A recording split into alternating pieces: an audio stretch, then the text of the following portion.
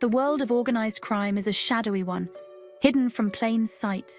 Two of the most famous groups are the Russian Mafia and the Italian Cosa Nostra. These groups are often in the news. They are known for their power and violence. But how are they different? What makes them tick? This essay will shine a light on these secretive organizations. We will explore their pasts, their ways of working, and what makes them unique. The Italian Cosa Nostra has deep roots. Its origins can be traced back to the early days of Sicily, a time when the island was under constant threat from foreign invaders and local tyrants. The term Cosa Nostra translates to "our thing," reflecting the secretive and insular nature of this organization. It began centuries ago in Sicily, Italy. The island's rugged terrain and isolated villages provided the perfect environment for the Cosa Nostra to flourish. Sicily's history of foreign domination, from the Greeks to the Normans, created a culture of resistance and self-reliance among its people. It started with groups protecting villagers from powerful landowners. These early protectors, known as mafiosi, were seen as heroes by the local population. They offered protection and justice in a land where the official authorities were often corrupt or absent. Over time, these groups became more powerful and greedy. As their influence grew, so did their ambitions. The mafiosi began to see opportunities for profit in various illegal activities, from extortion to smuggling. They turned to crime, using threats and violence to make money. The Cosa Nostra's methods became more ruthless, and their reach extended beyond the villages of Sicily to the cities and towns of mainland Italy. The Cosa Nostra grew stronger in the early 20th century. The waves of Italian immigration to the United States provided new opportunities for the mafia to expand its operations. They established a foothold in American cities, particularly New York and Chicago. It gained power during the Prohibition era in the United States. The ban on alcohol created a lucrative black market, and the Cosa Nostra was quick to capitalize on it. They smuggled vast quantities of alcohol into the country, making enormous profits. It made a fortune smuggling alcohol. The profits from bootlegging allowed the Cosa Nostra to expand its influence even further, bribing politicians and law enforcement officials to protect their operations. The Russian Mafia, on the other hand, is younger. Unlike the centuries-old Cosa Nostra, the Russian Mafia's roots are relatively recent, emerging in the late 20th century. It emerged in the chaos of the Soviet Union's collapse in the 1990s. The sudden transition from a communist regime to a market economy created a power vacuum and widespread instability. With the fall of communism, lawlessness spread. The collapse of the Soviet state left many people without jobs or a means of support, leading to a surge in criminal activity. Former soldiers and KGB agents turned to crime.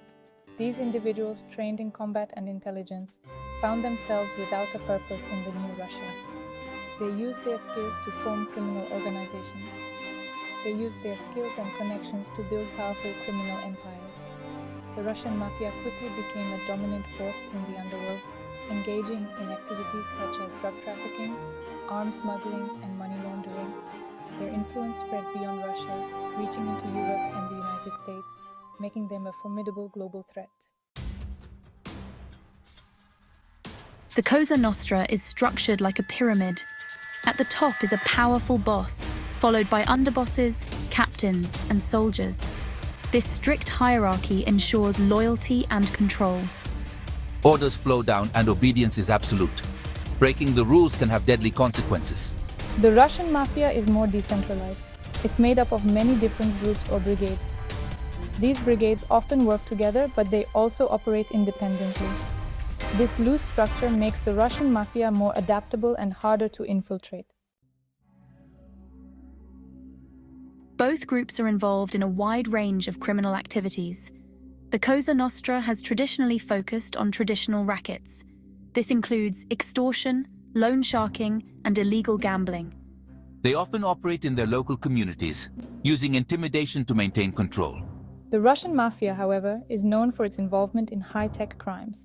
This includes cybercrime, money laundering, and trafficking in weapons and drugs. They operate on a global scale, taking advantage of globalization and technology. Both the Cosa Nostra and the Russian Mafia have expanded their reach beyond their countries of origin. They have established deep roots in these countries, often blending into local communities. The Cosa Nostra has a strong presence in the United States, Canada, and South America. They have also established footholds in Asia, Africa, and the Middle East. They have a significant presence in Europe, North America, and Israel. The Russian Mafia has spread its tentacles even further. Their global reach makes them a formidable force in the criminal underworld. Blood and honor, greed and brutality. These words encapsulate the world of organized crime, where the lines between loyalty and betrayal, honor and greed, are often blurred. Despite their shared profession, the Cosa Nostra and the Russian Mafia are driven by different values. Each has its own unique code, its own way of operating, and its own set of priorities. The Cosa Nostra places a strong emphasis on tradition, loyalty, and a strict code of conduct. Their operations are deeply rooted in the history and culture of Sicily, and they see themselves as the guardians of a legacy that stretches back centuries. They see themselves as men of honor, bound by oaths and rituals. These rituals are not just for show, they are a way of life. A means of ensuring that every member understands the gravity of their commitment. The Russian Mafia, while not without its own code, is more pragmatic and ruthless. Their approach is less about tradition and more about survival and power. They operate in a world where the rules are constantly changing and adaptability is key.